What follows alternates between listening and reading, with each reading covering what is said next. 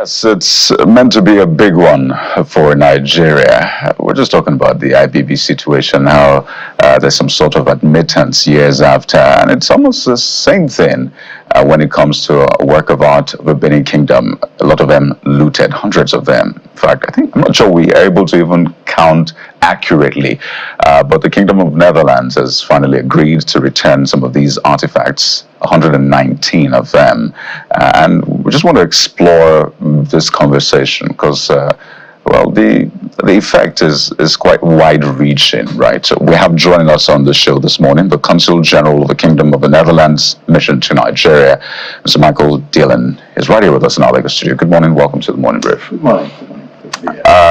Just before you came on, we were having the conversation around the petroleum industry.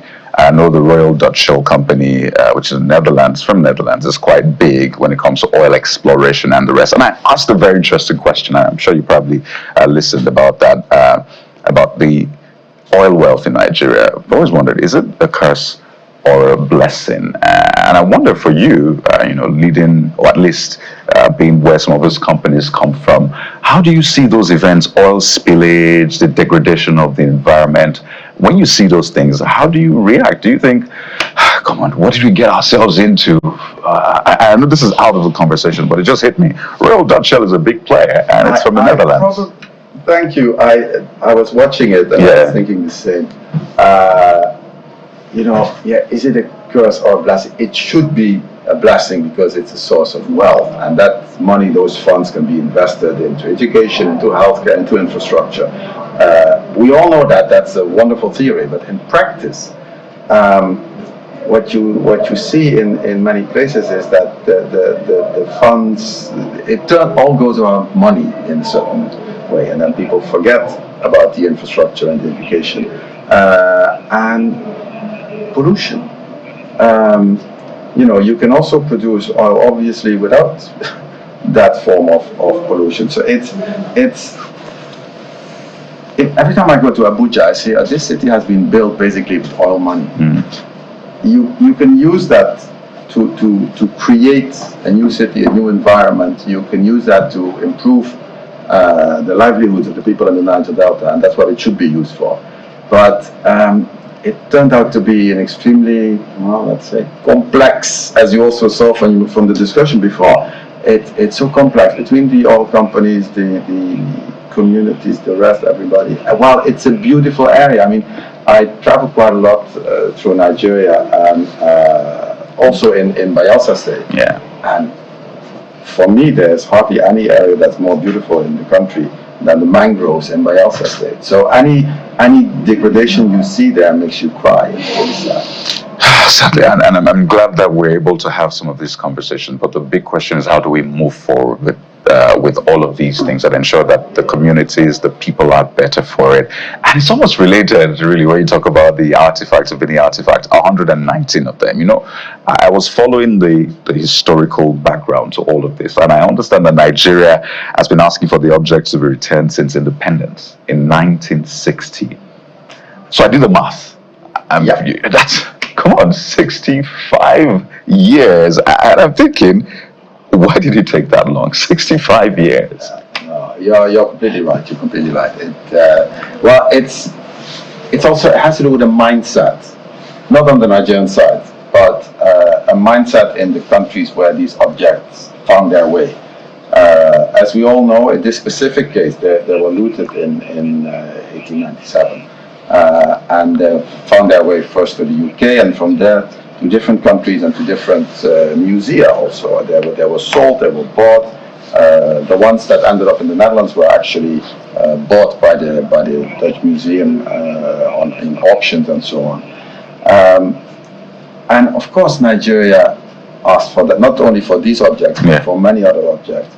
And you see how that is in the mindset of musea. Musea have the impression that they collect. And it takes a while before they realize that, okay, it's not just bringing in objects to display them, but it's also realizing where do these objects come from. And a study was done by this specific museum in the Netherlands on provenance. That's the little booklet I have here. and they traced all the objects back to the loot in Benin. Now, why did it take so long? It was, it's like the Netherlands officially made an apology for its role in the slave trade a couple of years ago. That also took a long time because you have to sort of, make the spirits right for that type of decision. But I'm so happy that that it happened because it's basically, in a certain way, you can never correct what happened in the past, but it was a severe injustice, obviously, that was done to the Benin people, and this is a small way of not correcting that, but at least of making sure that things are where they belong, and they belong in Edo State in Benin. Yeah, interesting. We started off the program talking about admittance and taking responsibility.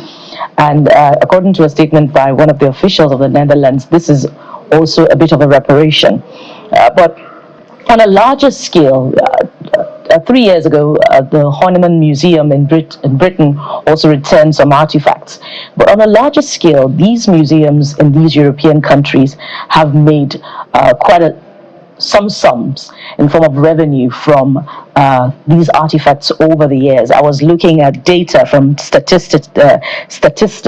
The Netherlands Museum, though is partly funded by subsidies, but has made 977 million euros, half of that from subsidies.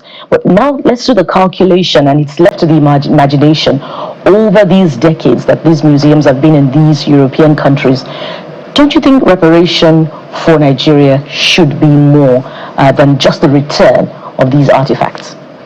The concept is broader than just the return. It's also a form of collaboration and cooperation. The discussion on the compensation. Let's see, this specific museum in the Netherlands is a small museum in the university city of Leiden, which started off as an ethnographical museum, of which the Benin bronzes are a part. It's let's say it's not a tourist center like the British Museum in London or the Louvre in Paris or the Rijksmuseum in Amsterdam, where you have millions of tourists every year who sort of drive economic development around there. In this specific case, it was not like that. I can imagine that if you have indeed other museums where this plays a role, where you have the British Museum is it, but of course the entry is free, but the let's say revenues are generated by people who move around, who are in the areas of the museum, by tourism. And that tourism is now, I would say, on its way to Benin City, where they're building a new museum, where probably another new museum will be built, maybe by the Nigerian government. In that case, we are supporting the Nigerian Commission for Museums and Monuments with training, with workshops, with exchange of information. So we don't say just here are the objects back and that's it. We continue this discussion with the Nigerian Commission for Museum and Monuments, and not only with them, by the way, because some people said, but you are returning them to the Nigerian government while they were stolen from the Oba, and what about the community in Benin?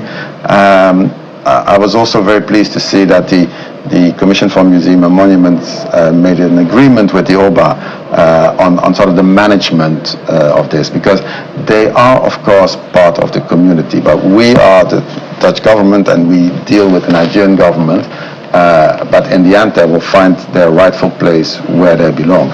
So the Dutch government doesn't see a need for a one-off payment in terms of financial reparation? Yeah, that would be, the question is, who do you compensate in that case also? The Oba, obviously, from whom they were stolen, or the community, or and that compensation is probably better in the form of, let's say, capacity building, or contacts, or working together in the art sphere. than if you simply look at it as a financial transaction. This is much more than just a financial transaction. No, we're looking for dollars, so it's not going to be a bad idea if you send us those dollars. So however that can be done is fine by us. But maybe walk us through a timeline of when this, has the returning started, or when is it going to start, so that we can have something to work with. We understand about 119 of them are meant to be returned from the Netherlands. So when is that going to start? How is that going? What's the process? Just walk us through some basic information. So the process started actually already in 2019 and has built up to what we have now. 2 days ago, the agreement was signed in the Netherlands, and that's basically the handover of the objects to the Nigerian government. So they now belong to the Nigerian government, and then it's up to the National Commission for Museums and Monuments to let us know when they want to have them shipped, basically. That's the, so whenever they are ready, or they are, let's say, it's a matter also of where do you put them, or where do you store them, or, but that's now in the hands of the Commission for Museums and Monuments. As soon as they just, give us the go-ahead, we'll bring them to Nigeria. So, pardon me, Nigeria is not ready just yet, is what you're saying. They've not communicated when and where we want to put it. I think Nigeria is probably ready, or almost ready. But they've not told you when and where they want to. No, they told us that it would be probably before June, or be around May, probably in that period. Yeah. And have they said where they want to have those? I think they're going back to Benin. That's but I'm not sure, but yeah. Yeah. So preservation is key in all of this. I know you've talked about workshop and all of this, because we also want to use it to make money. It's our property. It was stolen from us over 120 years ago. Europeans have used it to make money, whether directly or indirectly through tourism. So in the workshop that is being presented to the people, who are you training in this? Is it the officials of the museum, or the people in the kingdom? Because there's also the argument, as you've identified, of who really owns these things. Because preservation is actually the very core of it. Because if it's not preserved, what are we going to come out and see at the end of the day? No, it's officials sound so. I mean, people who are involved in the museum, people who are involved in research also. I mean, there's has been so much research done in Benin by Benin scholars, okay, who wrote whole books about the history of Benin City in the last 200, 300 years, and even before. So the knowledge is there. It's not, we're not going to tell people about their own history. They know very well. But about, how can you optimize? If you decide to put them in a museum in Nigeria, how can you optimize that? How can you preserve that? How can you set up a museum and indeed make money from that? Because that would drive tourism to Benin City or to any other place where they are. So that's more the capacity building and the training that we are looking at. And that training is key because of the current narrative that is shaping the museum culture in Nigeria and the preservation of artifacts, which is more of neglect, sadly so. But I'm not quite done yet with the matter of reparation, and for good reason. I wonder what the propositions, what the mood is from the part of the representatives of the Nigerian government at the National Commission for Museums. What do they just accept the return of these artifacts without a demand, like we are asking questions now of accountability, of reparation? What is their own mood? Do they just accept it and move on, or they're also asking for some form of payment beyond the return of these artifacts? You would have to ask them, but you're in the room with them. Yeah, okay. Let's say we did not have that. We did not have that discussion. We had a discussion on the individual objects, where they came from, how they ended up in the Netherlands, and then, of course, the conclusion was not surprising that they came from the loot of the city of Benin.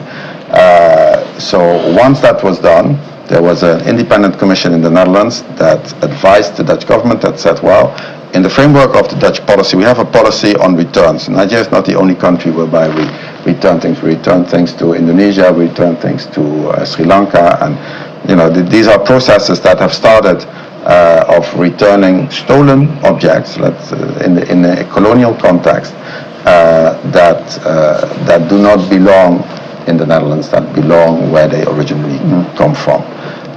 And that's the discussion we had. Then the advice was given to the Dutch Minister for Culture that these objects should be returned, and that's what we're doing. And when I listened to the speech of the DG, Mr. Holloway, he was also referring to sort of the effect this has on other musea. That he hoped that others would follow what we have done, that it puts also maybe a little bit more pressure on other musea to see that, the Germans have also done similar. In some countries, the French are doing this. Now we've done this. The argument of saying, no, we cannot give this back becomes weaker in that discussion. Just before we go quickly, I know the Dutch Council for Culture basically recommended the return of about 100,000 items, and not just to Nigeria, and as you said, and it ranges from ceremonial weapons to flags, religious objects, and even human remains. I saw that and I was shocked. And now you talk about Sri Lanka, India, Indonesia, and the final question is, what's your fascination with art and items that belong to others? For a lot of people, they don't quite get it. Why? Yeah, this is a fascination from 150 years ago. So you're saying you wouldn't do that if you were in their shoes? You wouldn't get those items? I know some of them were bought on auction. You're saying you wouldn't get them? No, of course, no. Now you know better. No, and we definitely know better. You would not go into any other country. Take it from another side. If somebody would come to the Netherlands or some country would sort of say, okay, the Netherlands, we don't like you very much, or we want your resources, and we see you have all these things in musea, and we want them back, or we want them. Some of that happened, for example, in the Second World War. When the Germans invaded the Netherlands, and they decided that certain works of art should be taken to Germany. We know how that feels. And of course, in the end of the war, you say, okay, and now they should come back. That was, in many cases, also a long discussion. And it's a very complex discussion on art, because sometimes you have to find the original owner and who was that.